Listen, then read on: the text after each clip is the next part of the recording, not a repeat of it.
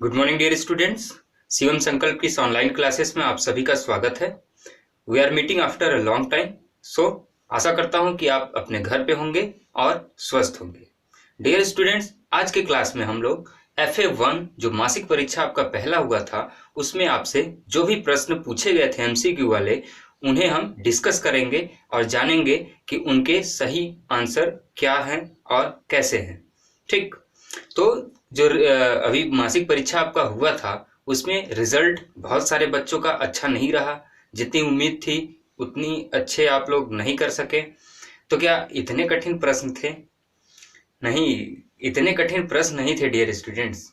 थोड़े से, मैं मानता हूं कि थोड़ा सा प्रश्न घुमावदार था, कॉन्सेप्चुअल था, लॉजिकल था, लेकिन इतने भी कठिन नहीं थे कि आप उसमें 20 नंबर तक नहीं ला सकते थे।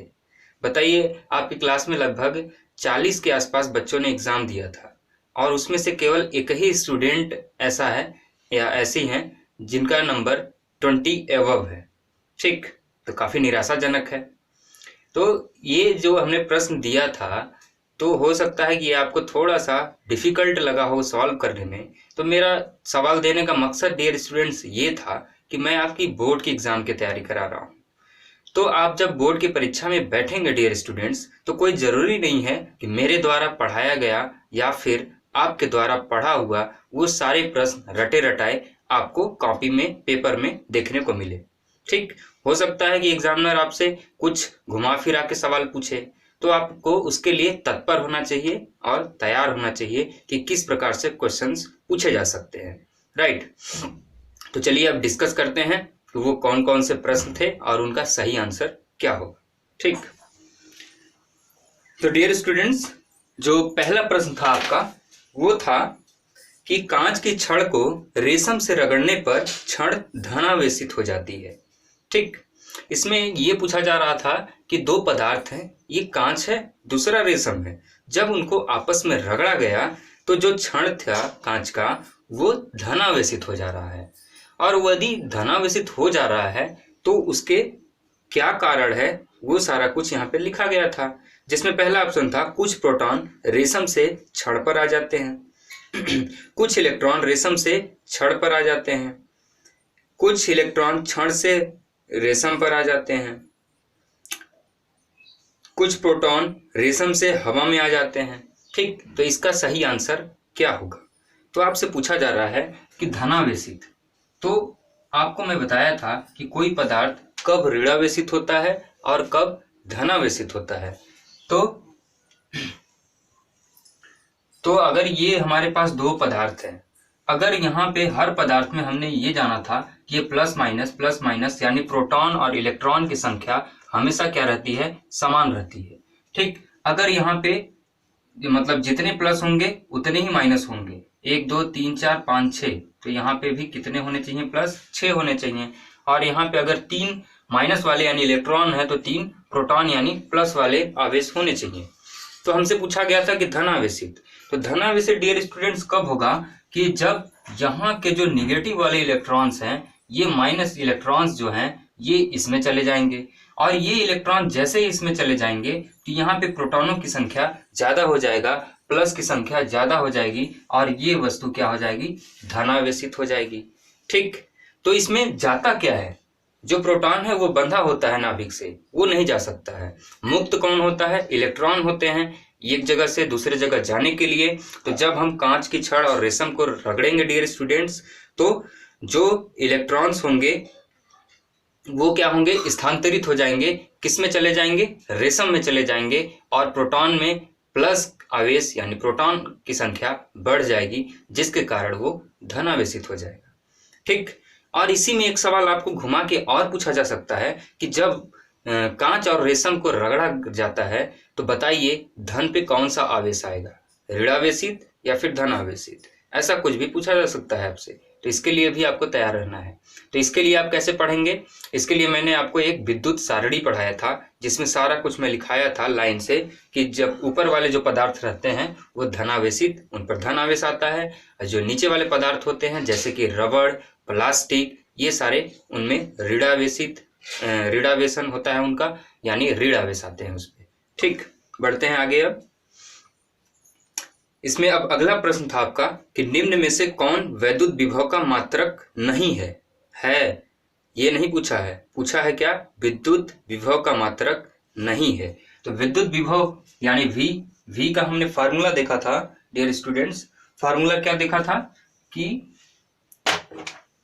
V बराबर W/Q, ये देखा था हमने। ठीक, अब W क्या है यहाँ पे, W यहाँ पे कार्य है, तो कार्य का एक मात्रक होता है न्यूटन मीटर और आवेश का मात्रक होता है कूलम। तो एक तो इसका यूनिट क्या हो गया, न्यूटन मीटर पर कूलम। ठीक, ये हो गया। दूसरा हम इसी को और क्या लिख सकते हैं, न्यूटन मीटर को हम यानी कार्य का ही मात्रक न्यूटन मीटर नाम बोल के हम क्या बोल देते हैं, जूल बोल देते हैं। तो ये भी हो सकता है जूल पर कूलम। ये दूसरी यूनिट इसकी, किसकी, इसका विभव का। ठीक, और एक यूनिट और आपको बताया गया था क्या कि इन चीजों को हम वोल्ट भी कहते हैं। क्या बोलते हैं, वोल्ट। तो इसमें से 3 मात्रक जो आपके थे वो क्या थे, विद्युत विभव के मात्रक थे। एक मात्रक नहीं था, जो कि कौन सा नहीं था, न्यूटन पर कूलम। ठीक, न्यूटन पर कूलम ये मात्रक नहीं है, बाकी ये 3 मात्रक हैं किसके, वैद्युत विभव के। राइट, तो चलिए आगे बढ़ते हैं। अब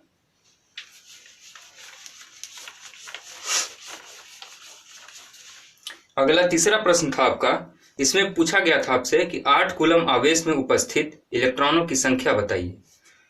आवेश कितना दिया हुआ है, 8 कूलम। ठीक, आवेश की संख्या आपको 8 कूलम दिया था। ठीक, और आपसे पूछ रहा है क्या, इलेक्ट्रॉनों की संख्या यानी नंबर ऑफ इलेक्ट्रॉन्स। ठीक, फार्मूला आप लोग पढ़े थे, Q बराबर NE, Q बराबर NE। Q आपको दिया हुआ है कितना, 8, N आपको पता करना है और एक इलेक्ट्रॉन का वैल्यू आपको पता है कितना होता है, 1.6 इंटू 10 की पावर -19। ठीक, पता है ये। अब 8/1.6 इंटू 10 की पावर जब ऊपर जाएगा तो ये बनाएगा प्लस का 19, तो 10 की पावर 19 हो जाएगा। ठीक, इसको आप सॉल्व करेंगे। जब इसको आप सॉल्व करेंगे तो ऊपर नीचे आपको मल्टीप्लाई करना पड़ेगा। मल्टीप्लाई करेंगे 10 से तो ये बन जाएगा 80 ऊपर और नीचे हो जाएगा 16 इंटू 10 की घाते 19 और 16 पंचे होता है 80, तो आंसर आ जाएगा 5 इंटू 10 की पावर 9। ठीक, ये आपका हो जाएगा आंसर। राइट, इसके बाद आगे बढ़ते हैं। अगला प्रश्न था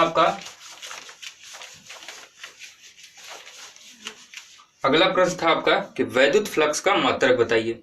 वैद्युत फ्लक्स का मात्रक, वैद्युत फ्लक्स का फार्मूला आप लोगों ने पढ़ा था, फाई ई बराबर क्या पढ़ा था, ES, ऐसा कुछ पढ़ा था, याद आ रहा है, पढ़ा था ना, ES। ठीक, तो E बराबर होता है डियर स्टूडेंट्स F/Q। E क्या है, वैद्युत क्षेत्र। वैद्युत क्षेत्र का फार्मूला होता है F/Q, बल बटे आवेश। तो अगर यहाँ पे आप F/Q कर देते हैं और यहाँ पे क्या है, S है और S क्या है, पृष्ठ है। ठीक, तो हम इसकी यूनिट पूछा था हमसे, मात्रक पूछा था, तो F यानी बल का यूनिट होता है न्यूटन और पृष्ठ का यूनिट होता है मीटर स्क्वायर। मीटर स्क्वायर यानी क्षेत्रफल की बात हो रहा है। ठीक, और नीचे क्या है, Q है, तो पर कूलम, ये न्यूटन मीटर स्क्वायर पर कूलम, ये हो जाएगा वैद्युत फ्लक्स का मात्रक। ठीक, इसके बाद 5वां प्रश्न था आपका कि 4 समान मात्रा के +Q आवेश वर्ग के कोनों पर रखे जाते हैं तो केंद्र पर कितना क्षेत्र होगा। आपसे डियर स्टूडेंट्स पूछा ये गया था कि 4 ये A वर्ग है। ठीक, इसके हर कोने पे +Q आवेश रखा जाता है, यहाँ यहाँ यहाँ।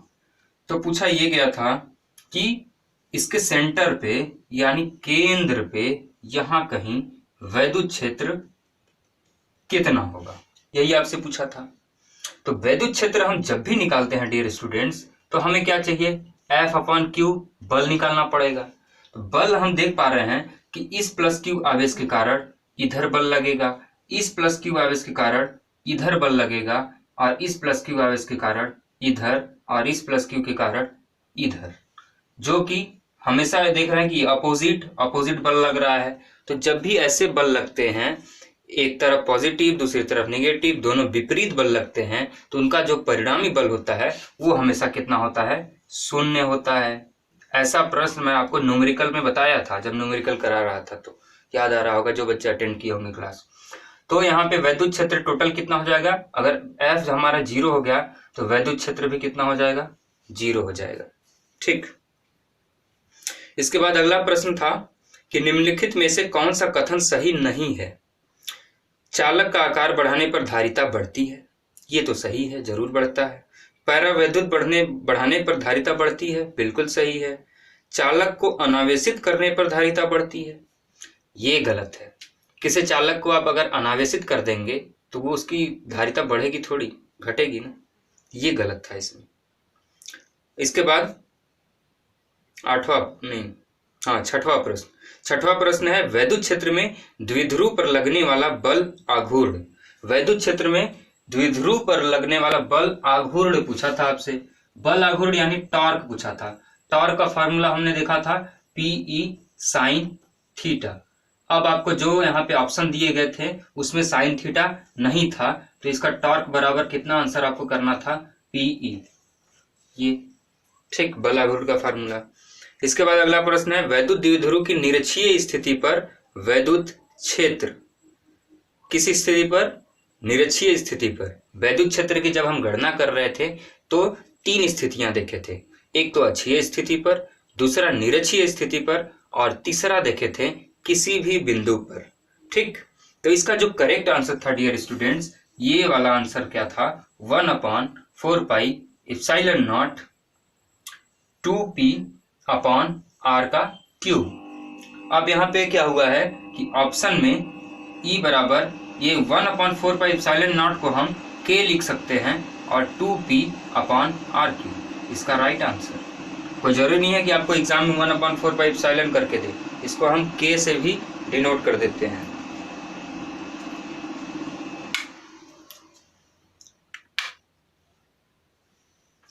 ठीक,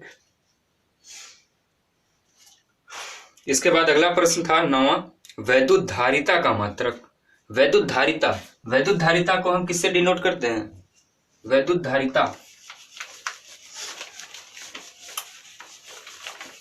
धारिता का हम लोग फार्मूला देखे थे, क्या होता है? तो वो होता है क्या? C बराबर Q अपॉन V, यही देखा था। ठीक, तो Q आवेश है, आवेश का मात्रक कूलम होता है, और ये विभव है, विभव का मात्रक वोल्ट होता है। तो एक मात्रक तो ये हो गया कूलम पर वोल्ट। इसी का हमने दूसरा मात्रक देखा था क्या? फैराड। ठीक, तो 2 मात्रक होते हैं इसके, एक तो होता है कूलम पर वोल्ट और दूसरा फैराड। राइट, तो इसका ऑप्शन में क्या आंसर था? दोनों।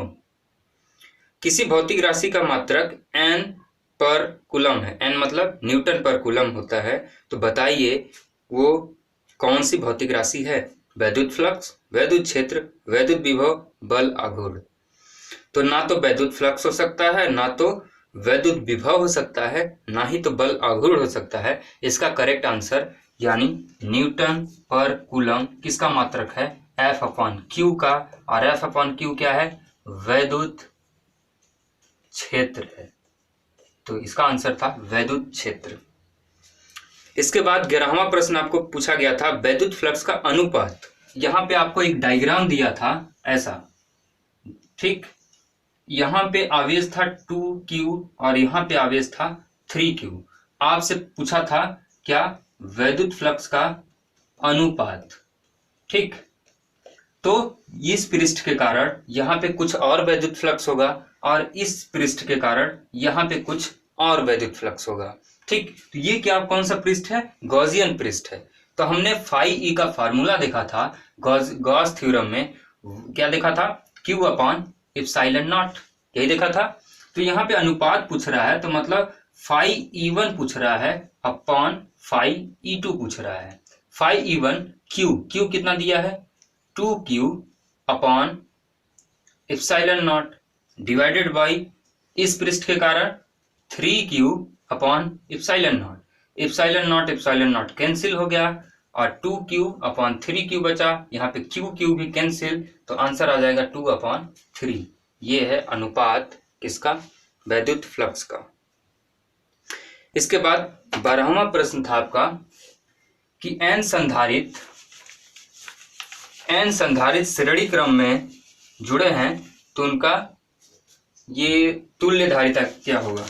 ठीक, यही पूछा था ना। तो देखिए यहाँ पे n संधारित, जब आपको मैं संधारित का संयोजन पढ़ा रहा था तो वहां पे बताया था कि जब n यानी हमें पता नहीं है कितने संधारित आपस में जुड़े हुए हैं, अनगिनत है, n है, तो हम बताए थे कि पैरेलल के लिए यानी समांतर के लिए क्या होता है और श्रेणी के लिए क्या होता है। आपको अगर याद नहीं है तो कॉपी खोल के देखिए, मैं आपको वहां पे नोट कराया था। ठीक, तो यहाँ पे बोला ये जा रहा था कि ये ऐसे श्रेणी क्रम में संधारित ... n तक जुड़े हुए हैं। हमें श्रेणी क्रम का फार्मूला पता है 1/CEQ बराबर 1/C1 plus 1/C2 plus 1/C3 और ये डैश डैश 1/CN तक जा रहा है। ठीक, 1/n तक जा रहा है नंबर ऑफ। ठीक, इसके बाद अब इसको हम जब इसका तुल्य धारिता निकालेंगे n का, तो ये कितना हो जाएगा? n/c हो जाएगा। और जब इसको आप पलटाएंगे डियर स्टूडेंट्स, तो इसका तुल्य धारिता CEQ कितना आ जाएगा? C/n। तो इसका आंसर था C/n। अगर समांतर श्रेणी में बहुत सारे n संधारित जुड़े हुए हैं तो उसका आंसर हो जाता है NC। ये किसके लिए है? समांतर के लिए, ये श्रेणी के लिए C/n। तो इसका आंसर था C/n। अगला क्वेश्चन था एक समान आवेशित समतल चादर के कारण वैद्युत क्षेत्र। ठीक, तो एक समान आवेशित चादर के लिए एक फार्मूला हम लोग ने देखा था वैद्युत क्षेत्र का, क्या देखा था? σ/2ε0। सिग्मा क्या था? पृष्ठ आवेश घनत्व, राइट। इसके बाद 14वां प्रश्न, 14 प्रश्न डियर स्टूडेंट्स, ये था आपका कि 10 मीटर पर स्थित दो बिंदुओं में 50 वोल्ट का विभवांतर है, तो 2 कूलम आवेश को एक बिंदु से दूसरे बिंदु तक ले जाने में कितना कार्य किया गया। ये क्वेश्चन था। तो आपसे हमारे पास दिया क्या क्या था? दिया था हमारे पास दूरी दिया था, दूरी से हमको कोई मतलब ही नहीं है। ठीक, दो बिंदु में कितना विभवांतर है? विभवांतर यानी भी का वैल्यू दिया हुआ है कितना?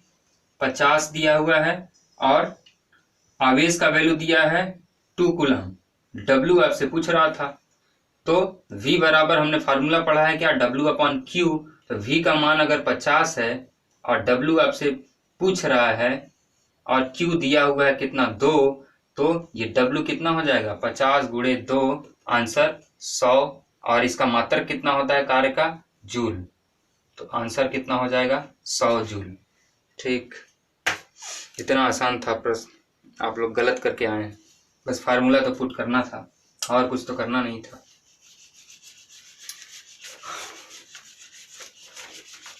और एक और लॉजिकल प्रश्न क्या था? अगला 15वां प्रश्न आपका ये था कि कोई Q आवेश घन के केंद्र पर स्थित है, घन के केंद्र पर, इसके फलक से गुजरने वाले फ्लक्स φE बराबर कितना होता है? Q/ε0। आपसे बोला गया था कि एक घन है। ऐसे प्रश्न भी आपको कराया गया है जब न्यूमेरिकल कराया गया था। ठीक, इसके कहीं केंद्र पे ये +Q आवेश है, तो पूछा जा रहा है कि इसके फलक से गुजरने वाला फ्लक्स। तो हमें ये पता होना चाहिए कि किसी घन में कितने फलक होते हैं। तो किसी घन में 6 फलक होते हैं। तो अगर एक फलक से Q/ε0 जा रहा है तो 6 फलक से कितना आ जाएगा? 6 × Q/ε0।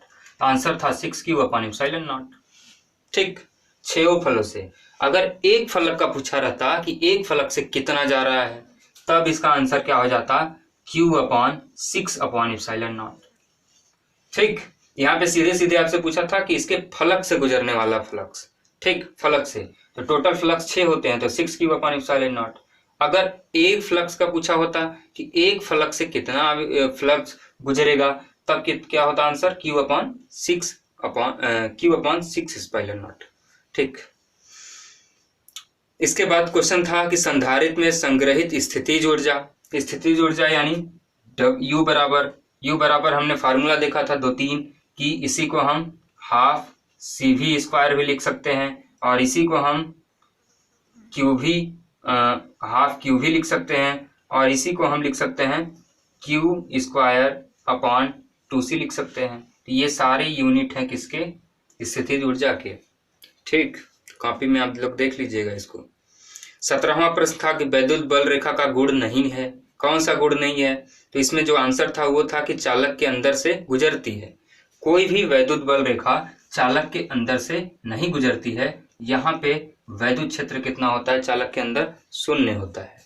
ठीक, वैद्युत क्षेत्र की तीव्रता का फार्मूला पूछा था। वैद्युत क्षेत्र की तीव्रता का फार्मूला होता है F/Q, बल बटे आवेश। तो इसका आंसर था F/Q। क्वेश्चन नंबर 19, किसी पदार्थ का सबसे छोटा तत्व जिसके टुकड़े नहीं हो सकते। अब ऐसा कौन सा पदार्थ आपने देखा था जिसके टुकड़े नहीं किए जा सकते थे, हम लोग तोड़ नहीं सकते थे? तो क्या पढ़ा था हमने? इलेक्ट्रॉन पढ़ा था कि सबसे छोटा तत्व होता है जिसके टुकड़े नहीं किया जा सकता है। तो आंसर इलेक्ट्रॉन था। इसके बाद पूछा गया था कि निम्न में से किसके कारण तड़ित घरों पर नहीं होती है। तो तड़ित जो भी ऑप्शन है उसमें जो सुइटेबल आंसर है वो किसका है? वैद्युत प्रेरण का है। ठीक, कि जो हमारा घर होता है उसके ऊपर एक लाइटनिंग रॉड लगी होती है। लाइटनिंग रॉड का क्या काम है कि जो भी वहां पे धन आवेश बादलों में इकट्ठा हुए होते हैं वो उसके ऋणात्मक आवेश से अट्रैक्ट करते हैं, और वहां से जो भी इसमें आवेश आता है रॉड में वो ले जाके रॉड कहाँ कर कनेक्ट रहता है? अर्थ में कनेक्ट रहता है, और वहां पे ले आके कर देता है 0। ठीक, परिणामी आवेश कितना कर देता है? नेट चार्ज कितना बना देता है? 0 बना देता है। ठीक, और इस पूरे प्रक्रिया को हम बोलते हैं विद्युत प्रेरण। इसके बाद था कूलम के अनुसार बल। कूलम के अनुसार बल, यहाँ पे आंसर दिया था R। तो कूलम का हमने नियम पढ़ा था कि कूलम अनुक्रमानुपाती होता है किसके? Q1 Q2 के, और विद्युत क्रमानुपाती होता है किसके? 1/r² के। तो यहाँ पे आंसर था 1/r²। ठीक, वैद्युत क्षेत्र में स्थायी संतुलन के लिए स्थितिज ऊर्जा, स्थायी संतुलन के लिए स्थितिज ऊर्जा आपसे पूछा था वैद्युत क्षेत्र में। तो U बराबर हमने एक फार्मूला देखा था, ड्राइव किया था क्या? -PE cos theta. तो स्थायी संतुलन के लिए थीटा बराबर 0 डिग्री होता है, और 0 डिग्री cos 0 होता है 1। तो इसका आंसर हो जाएगा -PE। ठीक, इसके बाद क्वेश्चन नंबर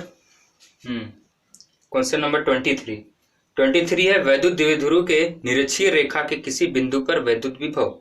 वैद्युत विभव हर सतह पे समान होता है, किसी भी सतह के हर एक बिंदु पे एक जैसा पाया जाता है। तो निरक्षीय रेखा पर वैद्युत विभव 0 होता है। ठीक, और एक लास्ट प्रश्न था समतुल्य धारिता निकालने के लिए। यहाँ पे एक डायग्राम आपको दिया गया था, उसका समतुल्य धारिता निकालना था। ठीक,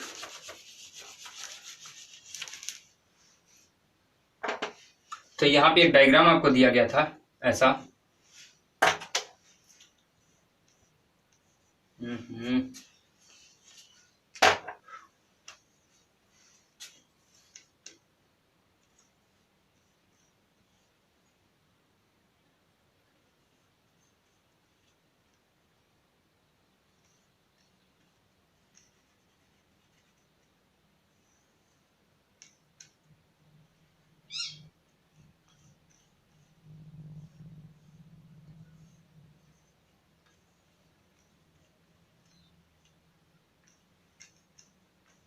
ये डायग्राम था, और इसका आपको तुल्य धारिता निकालना था, यानी CEQ निकालना था। तो इसको सॉल्व करने का तरीका क्या था कि यहाँ से हम देख रहे हैं कि यहाँ से जब चलना स्टार्ट करेंगे, किसी आवेश का फ्लो कराते हैं, तो यहाँ पे हम जाके देख रहे हैं कि यहाँ पे 2 रास्ते बंटवारे हो जा रहे हैं। तो हम कहाँ से अब सॉल्व करें? यहाँ से अगर जा रहे हैं तो यहाँ भी 2 रास्ते बन जा रहे हैं, तो हम इसको सॉल्व अभी नहीं कर सकते हैं। तो फिर हम इसको सॉल्व करेंगे पहले। यहाँ पे हम देख रहे हैं कि ये दोनों एक ही क्रम में है, यानी श्रेणी क्रम में है। तो सबसे पहले आपको इसको सॉल्व करना था। इसको सॉल्व करने का क्या फार्मूला था? C1C2 upon C1 plus C2। C1 C2 यानी कितना हो जाएगा? 4C² upon C1 plus C2 यानी 4C। तो ये इसका स्क्वायर कैंसिल, ये 4 कैंसिल, तो यहाँ पे कितना आ जाएगा? C आ जाएगा। अब फिर इसका नया डायग्राम कैसा बनेगा?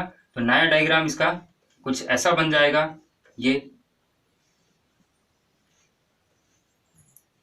ठीक, ये नया डायग्राम बन के कुछ ऐसा हो जाएगा। तो यहाँ पे सी आया है, यहाँ पे सी आया है। अब ये दोनों किस में हो गए हैं? अब ये दोनों हो गए हैं समांतर में। तो समांतर में जुड़ते हैं तो C प्लस सी कितना हो जाएगा? 2C। अब फिर एक नया डायग्राम इसका बनेगा। तो नया डायग्राम कैसा बनेगा? ये ऐसा A B, यहाँ पे 2C, यहाँ भी 2C, यहाँ भी 2C। अब हम देख पा रहे हैं कि ये तीनों किस में है? कहीं पे भी कोई रास्ता ब्रेक हो रहा है क्या? नहीं हो रहा है।